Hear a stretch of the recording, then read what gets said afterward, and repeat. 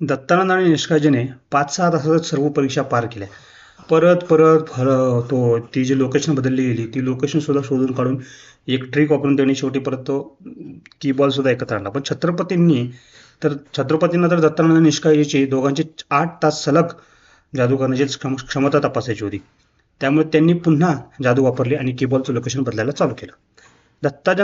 दत्तानंद आणि निष्काळजी घट्टपणे की-बॉल पकडले होते. त्यामुळे की-बॉल बरोबर ते सुद्धा असं हवेत उडत जायला लागले. म्हणजे हा असा हातात बॉल आहे, तो उडत जायला लागलाय आणि ह्यांना काही कंट्रोल होत नाही. आता शेवटी छत्रपती माणूस आहे, ज्याच्या जीवावर सगळं वसुनगरी चालते. त्याची जादू करायची कॅपॅसिटी आणि ह्या नवख्या 2 जादूगारांची कॅपॅसिटी ह्याच्यामध्ये फरक असणार होता. सो त्यांनी ज्या पद्धतीने की-बॉल उडवायला चालू केले, त्या की-बॉलला घट्ट पकडून सुद्धा हे त्याच्या मागे त्या की-बॉल सोबत उडत जाऊ लागले. दोन्ही की-बॉल ठराविक अंतरावर ठेवून ठराविक असं अंतर ठेवून एकाच दिशेने उडत होते. म्हणजे छत्रपतींना दाखवायचं होतं, तुमच्यापेक्षा लय शहाणा मी माणूस आहे, तुम्ही मला गंडवू नका. की-बॉल झाडाझुडपात, धबधब्याखालून कुठून पण असं उडत जायला लागले. जेवढं काय प्रतिमंदार पर्वतावर आहे गोष्टी, त्या सगळ्या झाडात, झुडपात, गुहेत, इकडे तिकडे सगळं ते असं दाखवत उडवायला होते. ह्यांना बेसिकली प्रतिमंदार पर्वताची एक फ्री टूर मिळाली. एका क्षणाला काय झालं की दोघांचे हात सुटले आणि दोघे असे खाली पडले गेले. आता माणूस किती वेळ सहन करणार? जेवढा होल्ड होतो तेवढ्याने होल्ड केला आणि शेवटी एक वेळेला असं त्यांचा हात सुटलं. दोघांचंही अंग दुखायला लागलं, कारण जाता येता सगळीकडे त्यांचं दुःख आपटत पिपटत चाललं होते. तसं दत्तानंदला राग आला, शिव्याच घरात उठायला लागला. अरे काय आहे ही सगळी, असं कुठं असतंय काय? दत्तानंदचा पारा चांगलाच चढलेला होता. मला माहित नाही, मला माहिती आहे यार, मला काही कळेनाच झालंय, मी पहिल्या पिढीतला जादूगार आहे. म्हणजे आता त्याला काही सुचनच झालं, आता काय करू? आम्ही एवढं सगळं केलं, हरवलं, हे केलं आणि तरी सुद्धा आमच्यासोबत असं सगळं व्हायला लागले. ह्याच्यात आता 2 जण आहेत.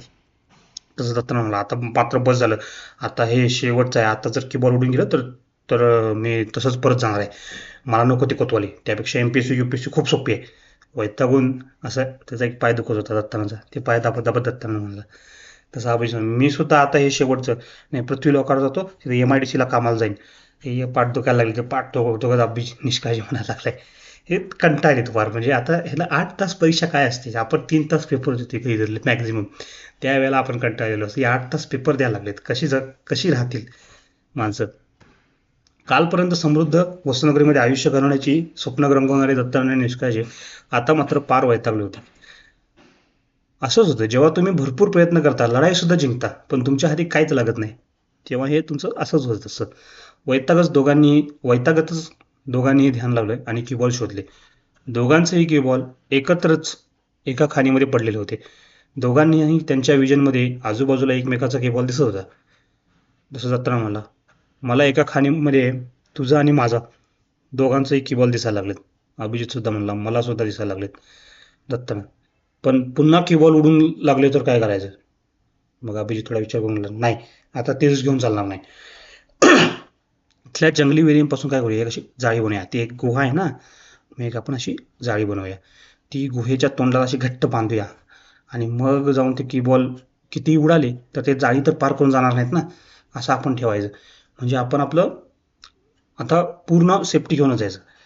त्यानंतर मात्र जर ते जास्त उडायला लागले की-बॉल, तर की-बॉल फोडूनच टाकू.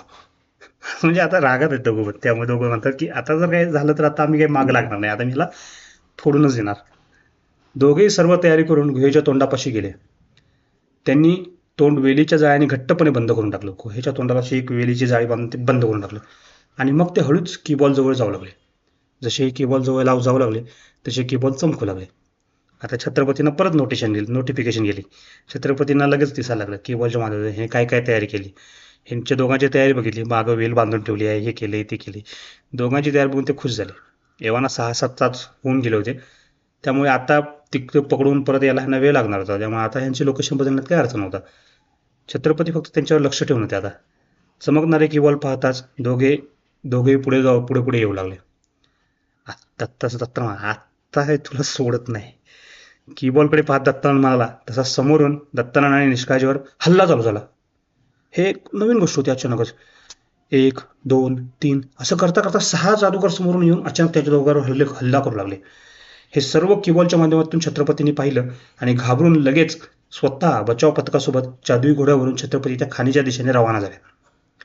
तुम्हाला लक्षात येते, ह्याच्या आधी आपण एकदा बोललेलो की की-बॉल मधून एक बनावट शत्रू यायचा, त्याच्यासोबत ह्यांनी दोघांनी लढायचं होतं आणि मग तो की-बॉल परत घेऊन छत्रपतींकडे जायचं होतं. हे दोघांनी ऑलरेडी त्या केबलमधल्या शत्रूला हरवलेलं होतं आणि आता अचानक त्या खाणीमध्ये गेल्यानंतर तिथून 6 जादूगार समोरून त्यांच्यावर हल्ला करत होते. छत्रपतींना यायला अजून 10-15 मिनिटं लागणारच होती. तोपर्यंत ही परिस्थिती दत्ताना आणि निष्काळजीला स्वतः सांभाळायची होती. हल्ला होताच दोघेही आडुसा घेऊन लपले. तसा अभिजित म्हणाला लागला, अरे दत्तोबा काय झालंय? माझा कीबोर्ड मधला शत्रू तर मी आधीच हरवलाय. हे कोण आहे? तसं दत्त म्हणाला, अरे मला पण तोच पडलाय. आजचा साला दिवसच वाईट आहे. सकाळी कोणाचं तोंड बघून बघितलंस रे तू? हल्ल्यापासून वाचता वाचता दत्तानंद अभिजितला म्हणाला. दत्तानंद तसं अभिजित मध्ये, दत्तोबा सान्यात तुझंच तोंड बघून उठलोय मी त्या सकाळी वैतागत निष्काळजी सुद्धा म्हणाला.